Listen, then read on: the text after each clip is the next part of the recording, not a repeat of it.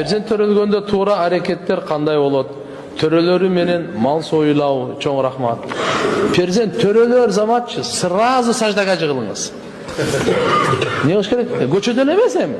Сразу саждага ошол жерде эле телефондон келгенде эле сразу эле. Мечитке келиңиз дегеним да.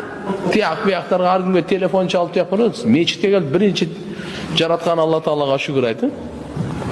Я Алла деп сага чексиз шүгүрлөр берген неmatыңа депчи. Анан садака бериң кичине. Анан кийин роддомго барың.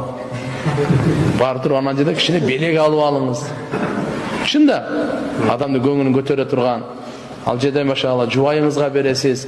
Ошол жерде медсестралар жакшы жардам берип атат. Кичине иншалла аз-мазынча кичине шириндик, таттуулук алып барып бер. Убакыт болуп калса, эгерде киргизип калса, өтө жакшы, кирип туруп сразу азан айтасыз. Оң кулакка азан, сол кулакка деген комат айтып калса, акырын эме кылып. Ама бардын чочтуп, кыйкырып, өкүртүп, радондун үчүн акырын эле айтсаңыз эле болот. Биринчи ушул азан кулагына кирсин. Биринчи азан комат кирсин кулагына. Ана машалла карап туруп, 7-нчи күнү деп айтылат, ат коюлат. Бирок азыр мисалы радомдон чакыртканда метрке берет да. 2 күндөн кийин же болсо 3 күндөн кийин ат коюлса, проблема жок. Коюп койсо болор. Макулбу? Ошол жерден чыккандан кийин 7-нчи күнү кылына турган иштер да. Угуп алыңыз, 7-нчи күнү кылына турган иштер. Ат коюу, чачын алуу. Чачы болсо эненин ичинде жүргөн чач менен чыкканда, ошол зыяндуу чач да өзүчө.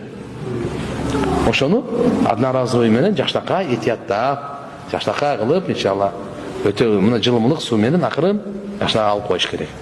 Анан ошо чачты алтын тарткан кичинекей таразалар болот монча.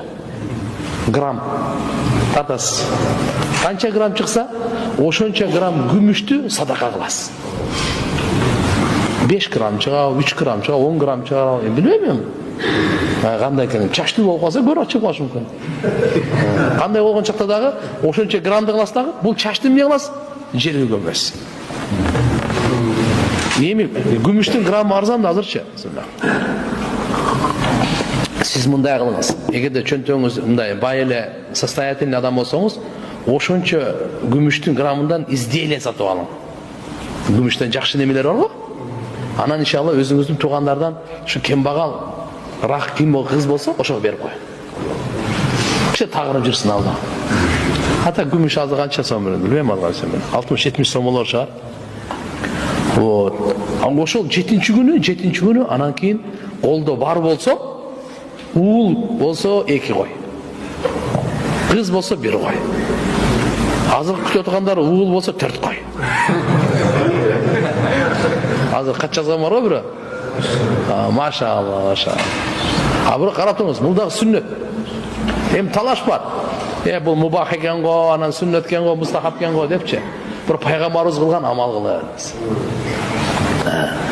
Албетте иншалла карап туруп, мынал немелерди, эгерде мүмкүнчүлүк жок болуп калса, 2 кой сойгондун ордуна 1 эле кой сойсом болот. Пожалуйста, мен. Азыр менде азыр мүмкүнчүлүк жок эле.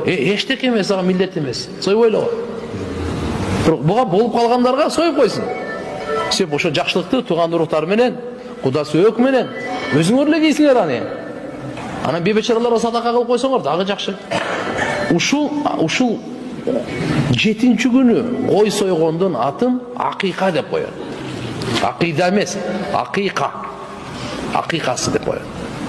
Ошо кан чыгаруу максатта, кан чыгаруу максат. Бул Аллага аманат деген сөз. Рахан деп коёт.